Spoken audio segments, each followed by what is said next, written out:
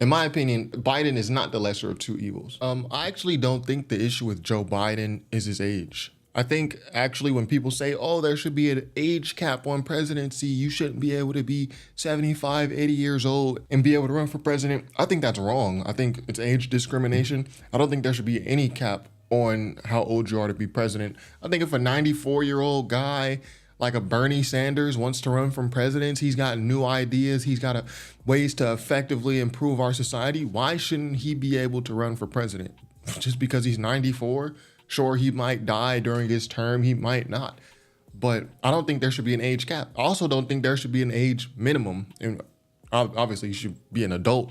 But I don't think the discrimination part helps. And I think a lot of people, when they critique Joe Biden, I actually think some of the ways people critique him is like disgusting almost. They'll look at him like, oh, he's shriveling, he can barely speak, he has early onset dementia. It's like, yo, he probably does. Like, but why is that funny? Like, the proper way to critique Joe Biden is to critique what he's done. So these are 3 reasons I'll never vote for Joe Biden. I didn't vote for Joe Biden in 2020. I never even voted when Joe Biden ran with Obama as Obama's VP. Firstly, let's understand that Joe Biden got his start in politics as a segregationist politician. Joe Biden ran on anti-busing, which is black kids and white kids shouldn't take the school bus together. Yes, that was a whole political topic. And yes, Joe Biden was on the segregation side. Yeah, black kids should not ride with white kids.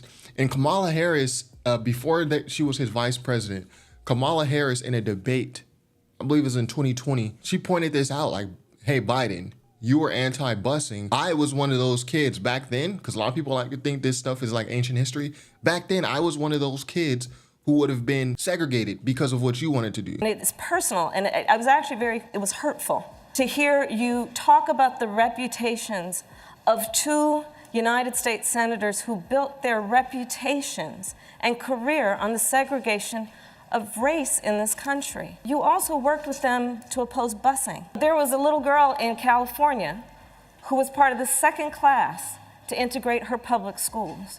And she was bused to school every day. And that little girl was me. When people critique Joe Biden, again, it's always like based on his medical conditions or his presumptive medical conditions. Oh, Joe Biden, he has early onset dementia. He has diabetes or whatever people want to say, but it's never on these key policy issues that he had. I know some people in the comments, they might say, oh, Joe Biden, he was never segregationist. He said this and this year, he said this and that year. Firstly, if you're anti-busing, you're segregationist, period. Secondly, Biden's relationship with Strom Thurmond. So Strom Thurmond, one of the most viciously racist politicians that the United States has ever seen, which is saying a lot. Like Strom Thurmond is definitely top 50, top 100, you know. So Strom Thurmond, he was a longtime senator from South Carolina. He's known for his staunch support of segregation and other racist policies. So Strom Thurmond was actually a Democrat, and he formed a party that was known as the Dixiecrats. So there's the Democrats and the Dixiecrats. Dixiecrats were basically a subsection of Democrats. I mean, you guys already know this. The Dixiecrats were formed to oppose civil rights. So Democrats at the time, they supported civil rights. So the Dixiecrats were like a subsect of the Democratic Party who was like, yeah, no civil rights for blacks, Mexicans, women, gays, like no civil rights. We're against that. Strom Thurmond had the longest filibuster in American history, like 24 hours. What was he filibustering? He was filibustering the Civil Rights Act of 1957. Strom Thurmond, he was against many different civil rights acts, the Civil Rights Acts of 1964, the Civil Rights Acts of 1965. In these Civil Rights Acts, what were in there? It was Black Americans. We were trying to end segregation in public places, like at restaurants and movie theaters. Very basic stuff you would think now today. End discrimination in the workplace. He was against that. Why do I bring up Strom Thurmond in a video about Joe Biden? Joe Biden and Strom Thurmond were extremely close. Some might say that Strom Thurmond was Joe Biden's political mentor. When Strom Thurmond died, Joe Biden delivered his eulogy. They were close.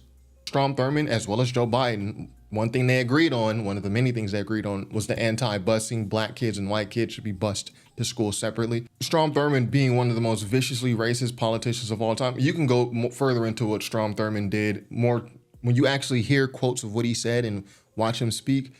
you understand why I keep saying he's one of the most viciously racist politicians of his time. Him and Joe Biden, very close. You have that type of relationship with Strom Thurmond, I can never support you. And lastly, and the biggest reason I'll never vote for Joe Biden is Joe Biden was the primary author of the 1994 crime bill. Now, people always, if you're in politics, people always say crime bill and how it affected black families. This is like one of the main things that even like white liberals, they'll admit the crime bill was so bad, it was wrong. When you talk about mass incarceration, you can't mention mass incarceration without mentioning the crime bill, which aided mass incarceration. This is the stupidity that's going on in the Democratic Party right now. People will rail on mass incarceration, they'll rail on the crime bill, but they never make the connection that Joe Biden authored the crime bill. Now, sure, you might say, well, Top 5 Troy, you support Bernie Sanders. Bernie Sanders voted for the crime bill. True, Bernie Sanders did vote in favor of the crime bill. Bernie Sanders also delivered a separate message. I have a number of serious problems with the crime bill, but one part of it that I vigorously support is the Violence Against Women Act. Saying, hey, this bill may have unintended consequences. We need to be careful in how these laws are enforced. Let us be honest, this is not a crime prevention bill. This is a punishment bill, a retribution bill, a vengeance bill. We have the highest percentage of people in America in jail per capita of any industrialized nation on earth. We've beaten South Africa. We've beaten the Soviet Union. What do we have to do? Put half the country behind bars? Let us have the courage to talk about the real issue. How do we get to the root causes of crime? How do we stop crime? I've got a problem. I've got a problem with a president and a Congress which allows 5 million children to go hungry, 2 million people to sleep out on the streets, cities to become breeding grounds for drugs and violence. And they say, we're getting tough on crime. If you want to get tough on crime, let's deal with the causes of crime. Let's not keep putting poor people into jail and disproportionately punishing blacks. Time of the gentleman has expired.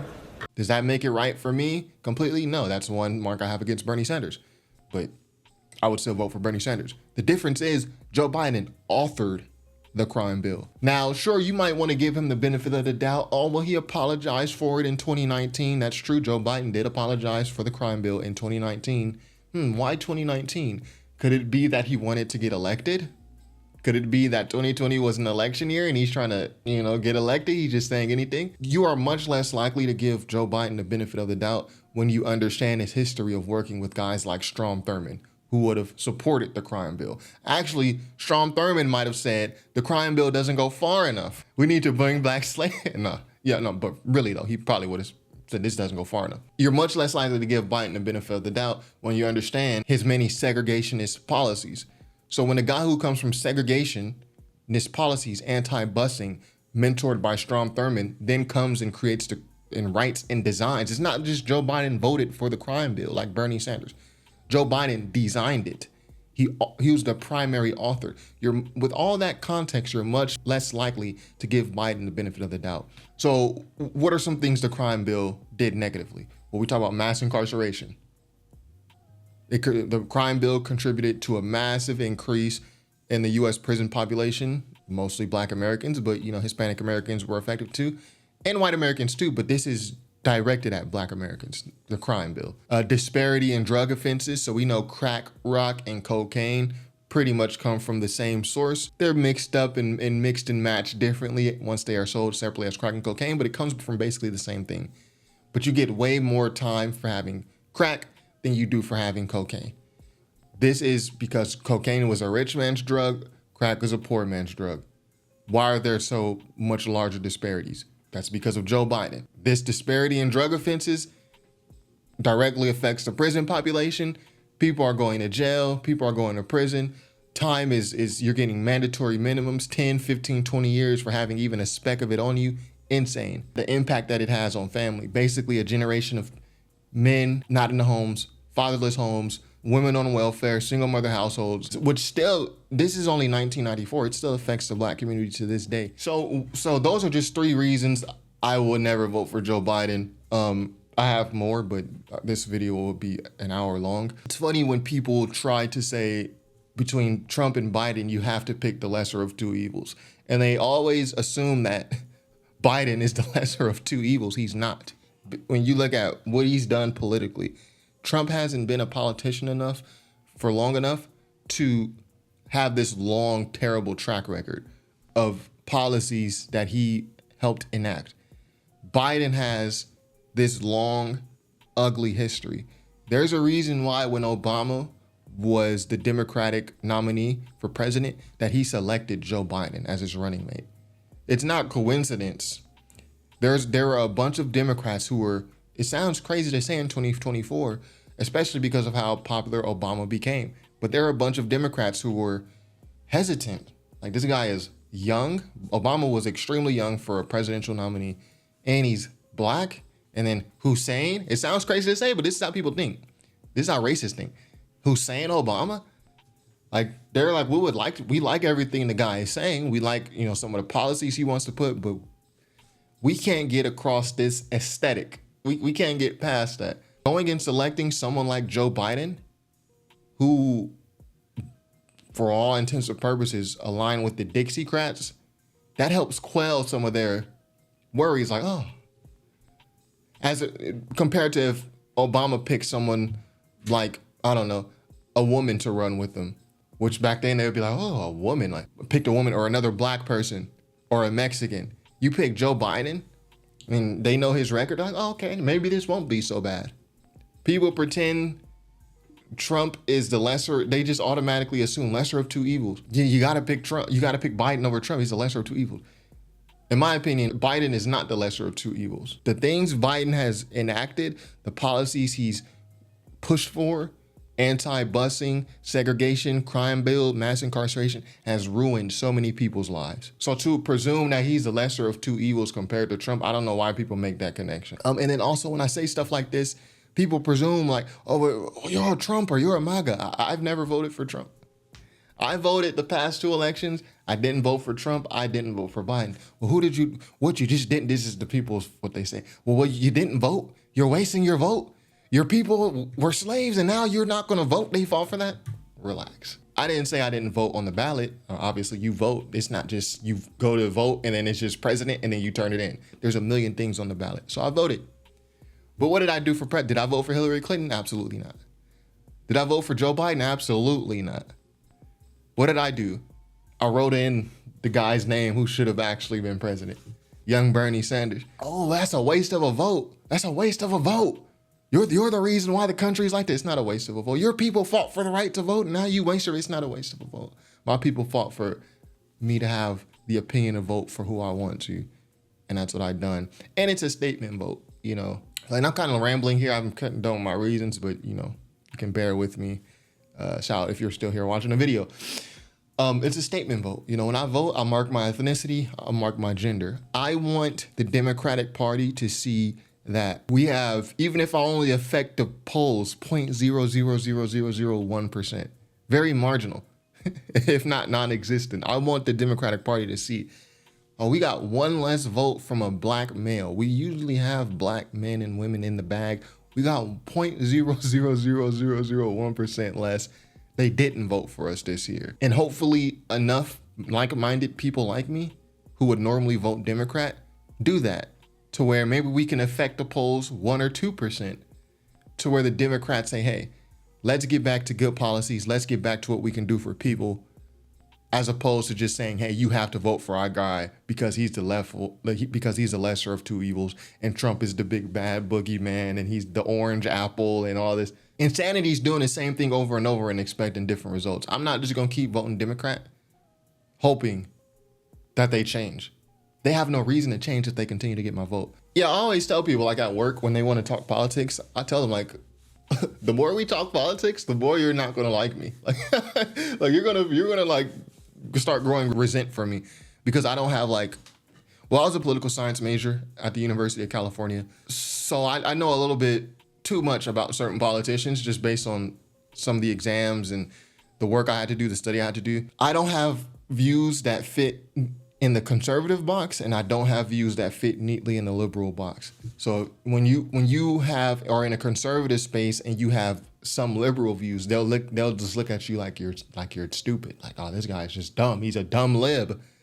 But if you're in a liberal space like University of California and you have certain views that don't all the way align with them and more conservative views, they'll look at you like, oh, he wants to kill kids. He's a bad person. Like if I say I believe in the Second Amendment, oh, well, you're the reason why Sandy Hook, all this is a mass shooting in Las Vegas.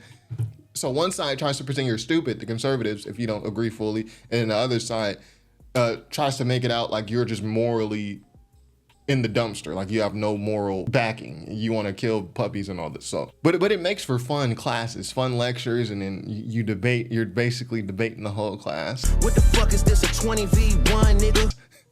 Because everyone is indoctrinated with their beliefs, and then I have some differing beliefs, and yeah, it's fun. But yeah, that's all I got for today. Be sure to subscribe if you haven't already. Top5rapwebsite.com. I already know the comments. Stick to rap. You don't know what the hell you're talking. Stick to rap music.